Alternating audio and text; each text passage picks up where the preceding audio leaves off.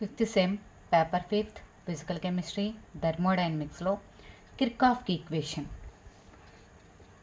ఈ ప్రాసెస్ మనకి A to B అనుకున్నట్లయితే ఏ ఏంటి మనకి రియాక్టెంట్స్, బి ఏమో ప్రోడక్ట్స్. మనం హీట్ రియాక్షన్ మనకి హీట్ చేస్తున్నాం. ఈ reaction heat of reaction of రియాక్టెంట్స్కి ఎలా ఉంటుంది? రియాక్టెంట్స్కి ΔH1 అనుకుంటే ఎక్కడ ఎట్ T1 degrees వద్ద. హీట్ ఆఫ్ రియాక్షన్ ప్రోడక్ట్స్కి ఏంటి? ప్రోడక్ట్స్కి ΔH2 at T2 degrees centigrade temperature వద్ద. సరే, ఇది వచ్చరికి హీట్ ఆఫ్ రియాక్షను రియాక్టెంట్స్కి ఇది ఎక్కడ ΔH T1 degrees టెంపరేచర్ వద్ద ΔH1. అదే T2 degrees ప్రోడక్ట్స్కి వచ్చేసరికి ΔH2. Molar heat capacity of reactants ఇక్కడ కాన్స్టెంట్ ప్రెషర్ వద్ద CPA. అదే molar heat capacity of products at constant pressure వద్ద CPB. ఈ మనకి రియాక్షను 2 వేస్లో జరుగుతుంది. ఇది ఈ పై రియాక్షను 2 వేస్. ఫస్ట్ మెథడ్ ఏంటి? మనకి ఫస్ట్ ఏం చేస్తున్నాం అంటే ప్రోడక్ట్స్ తీసేసుకుంటున్నాం. ఈ ప్రోడక్ట్స్ కన్వర్ట్ అయిపోతుంది.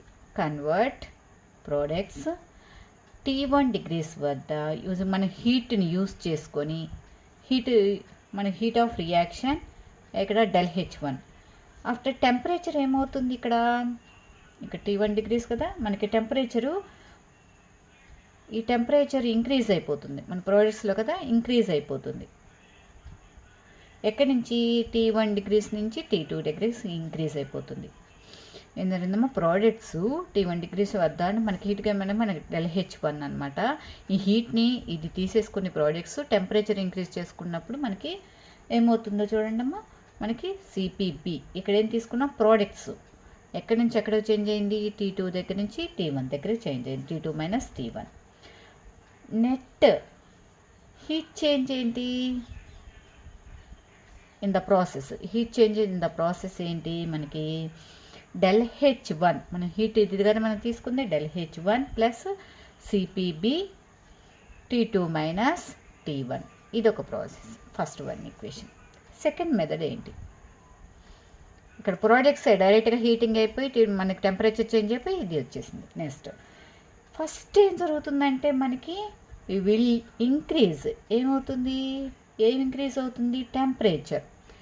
ఏ టెంపరేచర్స్? రియాక్టెంట్ యొక్క టెంపరేచర్ ఫస్ట్ ఇంక్రీజ్ అయిపోతుంది. ఎక్కడి నుంచి ఎక్కడికి? T1 దగ్గర నుంచి T2 దగ్గరికి ఇంక్రీజ్ అయిపోయింది. ఫస్ట్ ఏంటది? రియాక్టెంట్స్. అప్పుడు మనకి energy in the CPA T2 - T1. After తర్వాత ఏం జరుగుతుందంటే reactants heat of reaction ΔH2. అప్పుడు నెట్ చేంజ్ ఏంటి? Net heat change. ఈ ప్రాసెస్లో ఏమైంది? ΔH2 ఇక్కడ ΔH2 plus CPA T2 - T1. ఇది సెకండ్ ఈక్వేషన్. హెస్లా ప్రకారము first and second equations equal.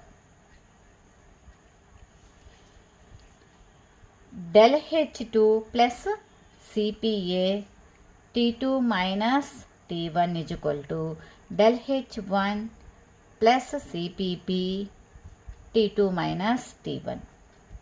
ΔH2 - ΔH1 CPB into T2 - T1 minus CPA T2 - T1. Therefore del H2 minus del H1 by T2 minus T1 is equal to CPB minus CPA is equal to del CP.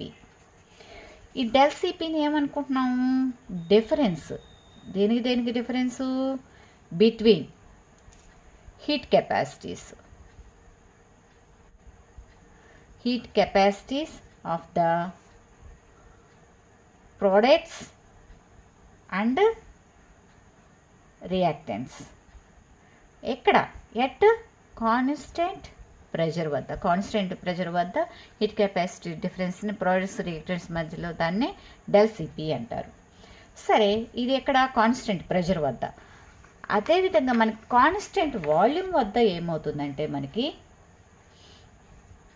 Constant volume వద్ద del E2 minus E1 by T2 minus T1 CVB minus CVA, ఇది B, ఇది A, is equal to del CV. ఇప్పుడు ఈ సివిని ఏమనుకోవచ్చు? Difference between మనకి difference between heat capacity of the products and reactants at constant volume. ఇది ఎక్కడ? Constant volume వద్ద.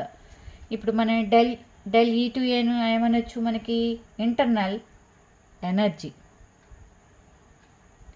దేని యొక్క ఇంటర్నల్ ఎనర్జీ? ప్రోడక్ట్స్వి T2 degrees టెంపరేచర్ వద్ద. అదే డెల్ E1 వచ్చేసరికి ఇంటర్నల్ ఎనర్జీ రియాక్టెంట్స్కి T1 degrees టెంపరేచర్ వద్ద. డెల్ సివి ఏమో difference between heat capacity of the products reactants at the constant volume వద్ద. All of you understand?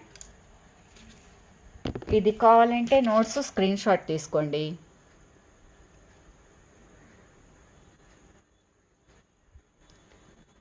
Thank you.